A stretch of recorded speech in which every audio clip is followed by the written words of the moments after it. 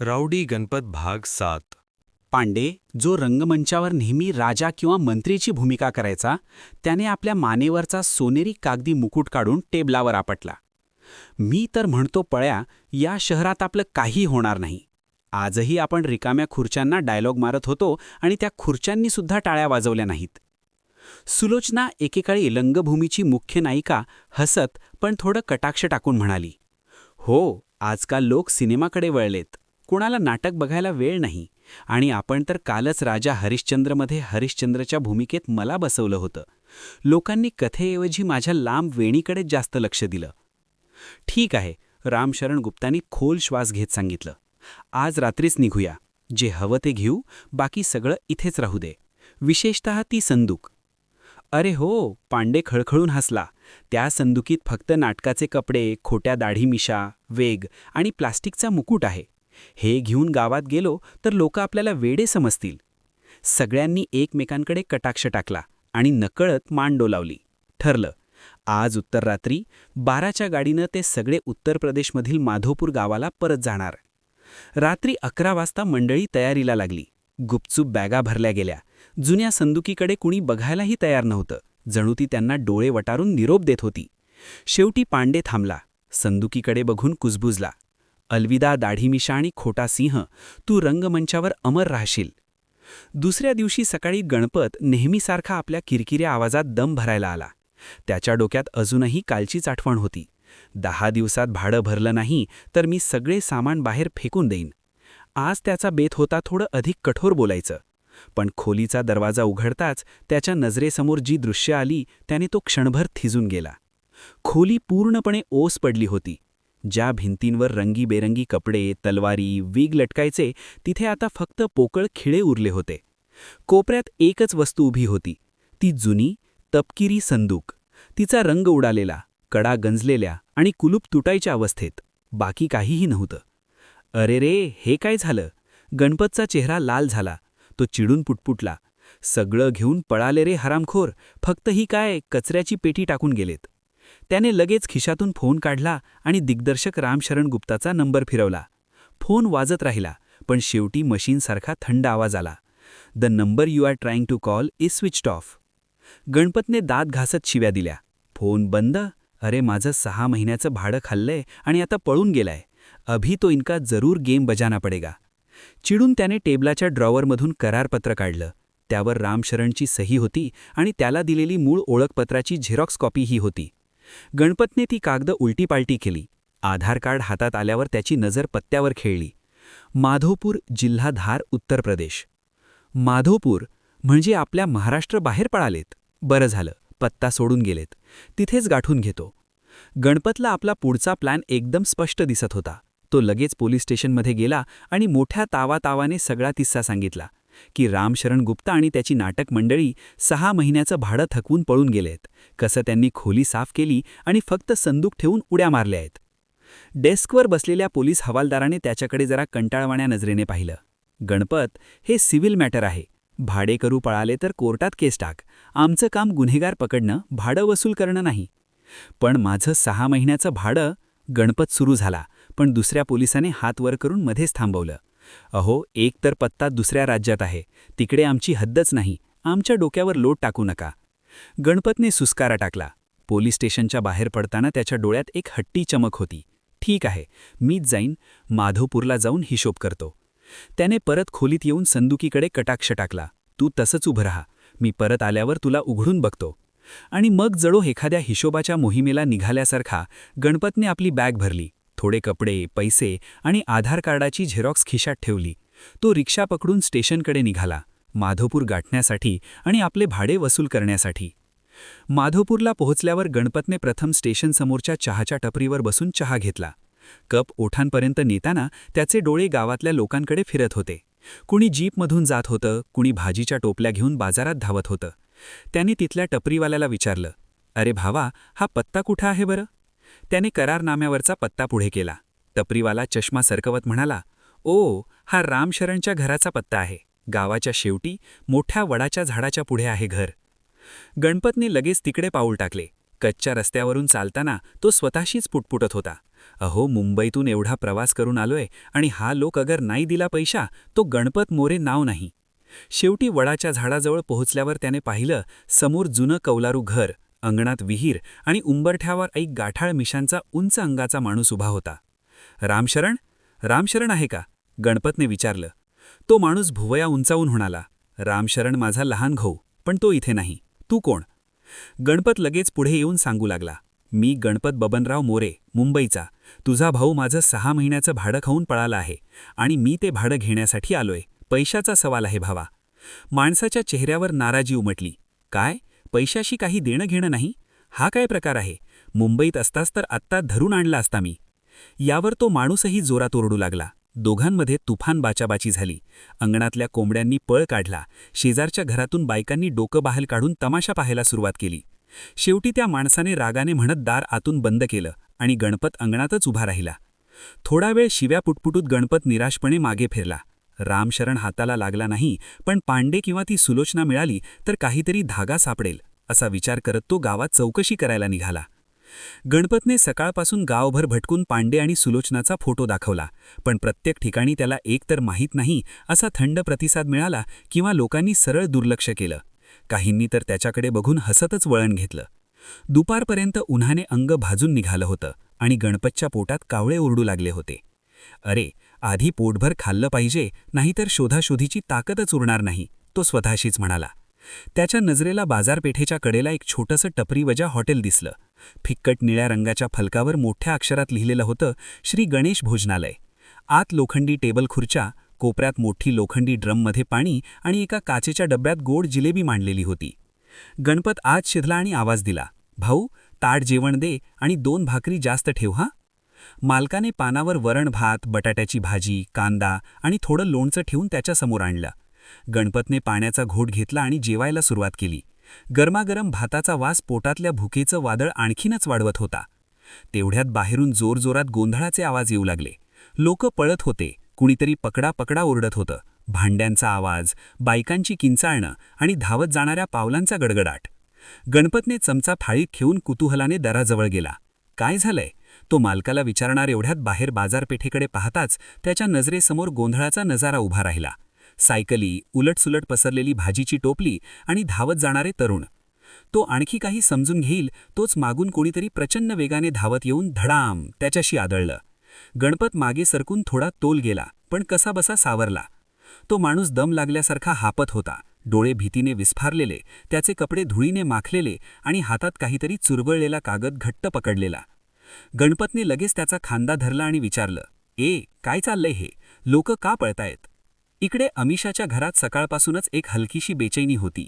समर दिल्लीला गेल्यापासून अमिषाच्या मनात थोडी चिंता होती, पण तिला आपल्या पतीच्या धैर्यावर आणि आपल्या गावातील लोकांवर विश्वास होता. कोणीही सहजपणे तिला किंवा निशाला इजा करणार नाही.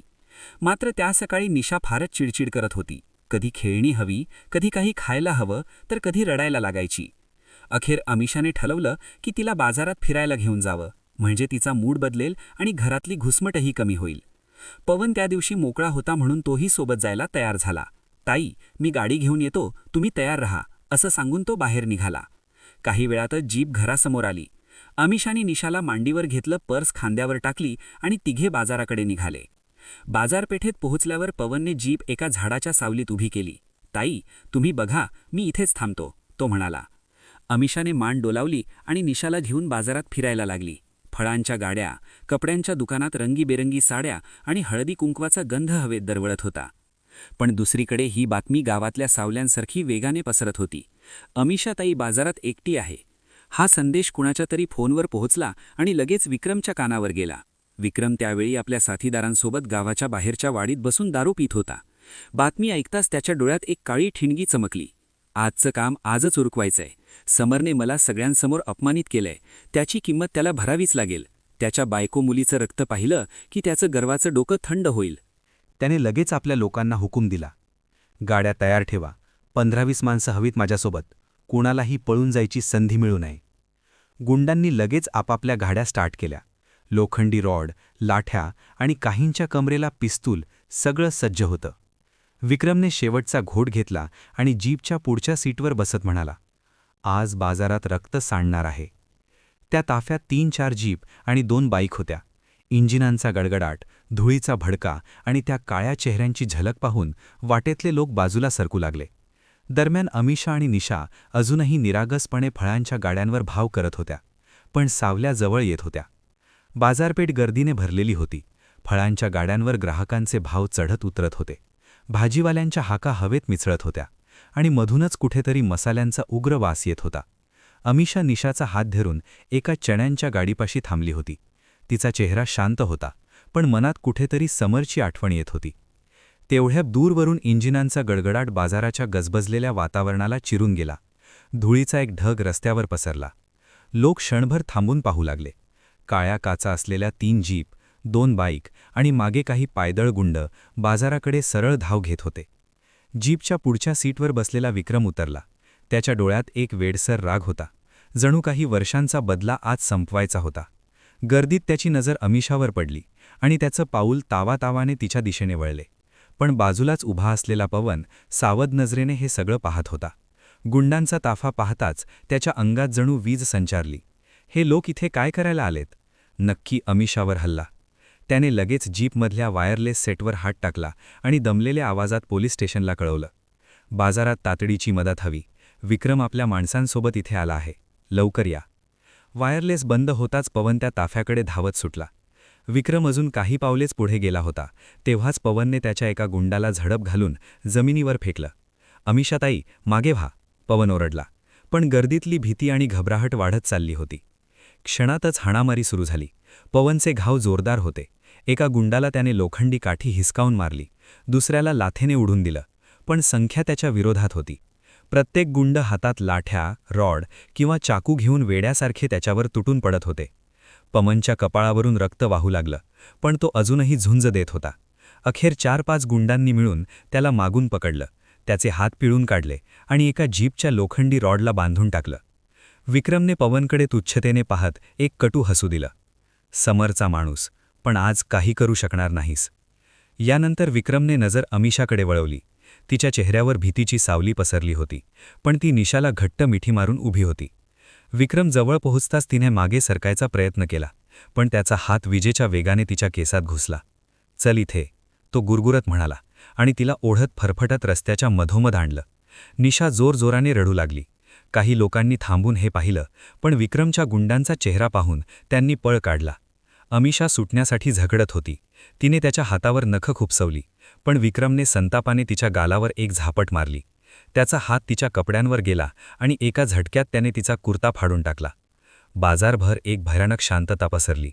काहींच्या हातून पिशव्या खाली पडल्या, काहींनी चेहरा वळवला आणि काही घाबरून पळू लागले. विक्रमच्या चेहऱ्यावर आता फक्त क्रौर्य शिल्लक होतं.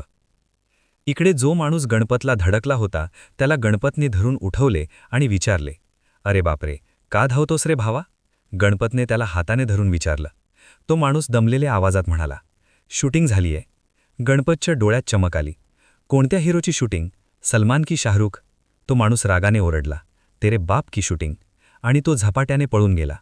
गणपत थोडा चकित झाला, मग स्वतःशी पुटपुटला, काय बुवा, हा नवा कोणता हिरो आहे? तेरे बाप नावच भारी. असं काही सिनेमातलं सीन असणार. मनातल्या मनात त्याने ठरवलं की ही संधी सोडायची नाही. नाटकं, तमाशा, जत्रा यात पारंगत असलेल्या गणपतला वाटलं, असं जर खरंच सिनेमा शूटिंग असेल तर पाठीमागे उभं राहून एखाद्या सीनमध्ये दिसून येऊ. मग काय, मोठ्या पडद्यावर माझी एंट्री. तो आपली चप्पल ठकठक वाजवत बाजाराच्या दिशेने निघाला. गल्लीतून आत शिरताच त्याला लक्षात आलं की वातावरणात वेगळीच तणावाची हवा आहे. लोक दुकाने बंद करत होते. काही बाई माणसं लहान मुलांना हाताला धरून पळवत होती. कुठेतरी धुळीचा ढग उठलेला होता आणि त्या पलीकडे काही माणसं गोंधळ घालत होती. पण गणपतच्या डोक्यात अजूनही फिल्मी शूटिंगचाच भास. तो पोट बाहेर काढत छाती फुगवत म्हणाला, चलो भाई, पाहूया हिरो हिरोईन कसे फाईट करतायत. तो गर्दीकडे सरकू लागला आणि धुळीचा पलीकडून त्याला लांबून काही गुंडांसारखे लोक आणि मध्ये एक बाई दिसली. गणपतच्या लक्षात आलं नाही की हा सिनेमा नसून काहीतरी खरंखुरा प्रकार चाललाय. बाजाराच्या उत्तर भागी धुळीच्या ढगात आणि गोंधळाच्या आरडाओरडीत विक्रमचा राग उफाळून आला होता. त्याच्या डोळ्यात लालसर रक्तदृष्टी आणि चेहऱ्यावर भीषण संताप. त्याने अमिषाचे केस घट्ट पकडले होते. ती कसाबसा सुटण्याचा प्रयत्न करत होती, पण विक्रमचा लोखंडी पंजा तिला हलूही देत नव्हता. रस्त्यावरच्या काही बायांनी घाबरून डोळे झाकले, काही पुरुषांनी वळून दुसऱ्या गल्लीत पळ काढला. अचानक विक्रमने कंबरपट्ट्यातून एक चकचकीत चाकू बाहेर काढला. त्याचा पात्याचा टोक उन्हात चमकला आणि पुढच्याच क्षणी तो अमिषाच्या पोटात खोलवर खुपसवला. आ! अमिषाच्या तोंडून एक वेदनादायक किंकाळी बाहेर पडली. पण विक्रम थांबला नाही. पहिला वार झाल्यानंतर तो आणखी निर्दयी झाला. एकामागून एक 4-5 वार. प्रत्येक वेळी चाकूचा धक्का अधिक जोरात, अधिक निर्दयतेने.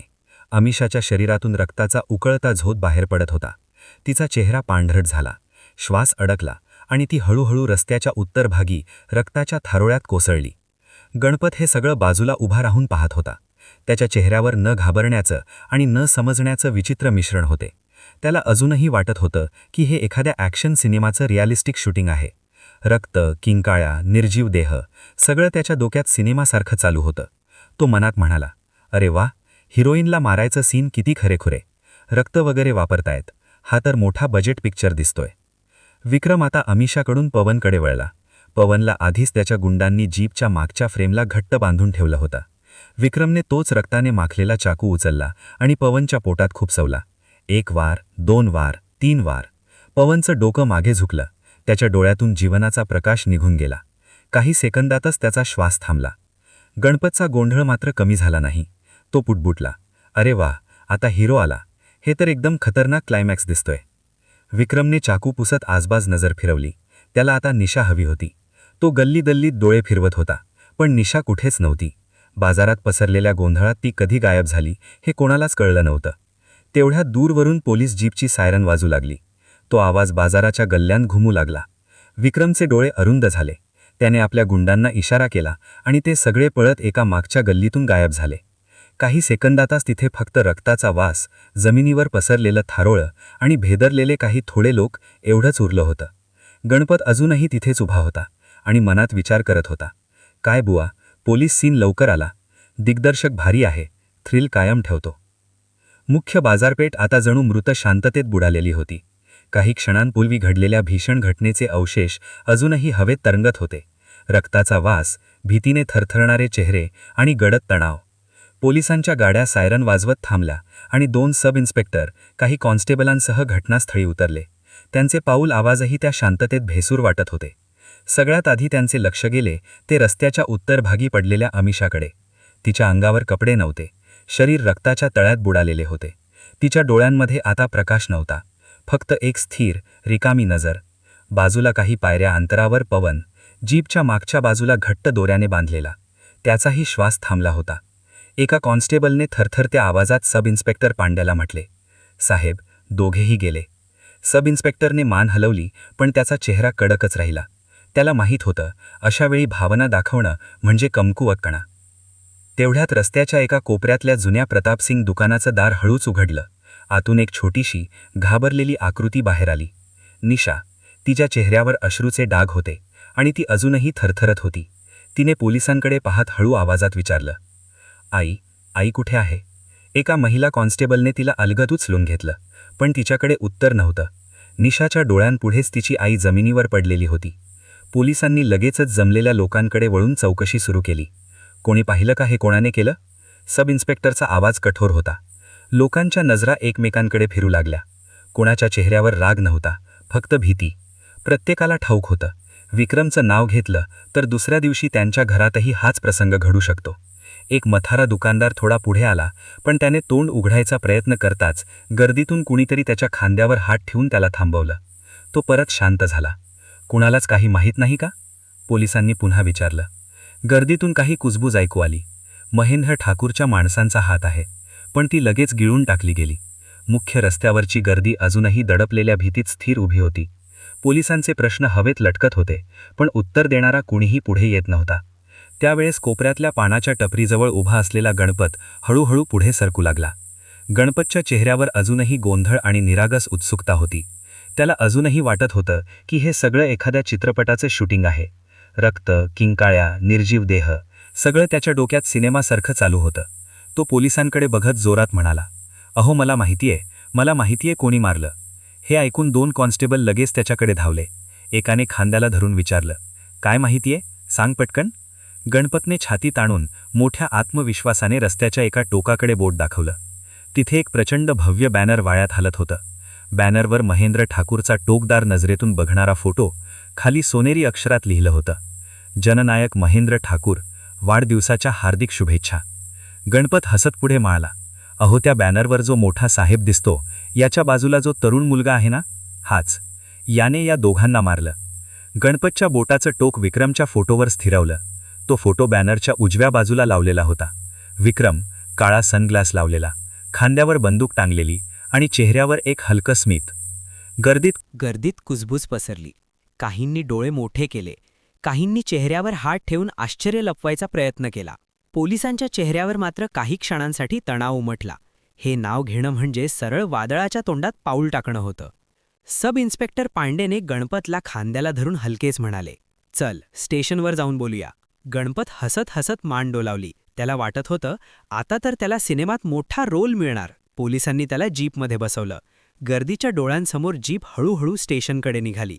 दरम्यान 2 पोलिसांनी अमिषा आणि पवन यांच्या निर्जीव देहांवर पांढरी चादर घातली. जवळ उभा असलेल्या ॲम्ब्युलन्स ड्रायव्हरने मागचं दार उघडलं आणि दोन्ही मृतदेह काळजीपूर्वक आत ठेवले गेले. ॲम्ब्युलन्सच्या दरवाजांचा आवाज ठक असा झाला आणि ती पोस्टमॉर्टमसाठी जिल्हा रुग्णालयाच्या दिशेने रवाना झाली. रस्त्यावर पुन्हा शांतता पसरली, पण हवेतील तणाव जणू अजून गडद झाला होता. कारण आता विक्रमचं नाव उघडपणे घेतलं गेलं होतं आणि हे महेंद्र ठाकूरच्या कानावर गेलेलं नक्की होतं. पोलिसांनी घटनास्थळीच परिस्थिती नियंत्रणात आणल्यानंतर सब इन्स्पेक्टर पांडेने ताबडतोब एक कॉल दिल्लीला लावला. त्यांना थेट समरशी बोलायचं होतं. पण समोरून उत्तर आलं, साहेब, समर सध्या गृहमंत्र्यासोबत मीटिंगमध्ये आहेत. कॉल घेणं शक्य नाही.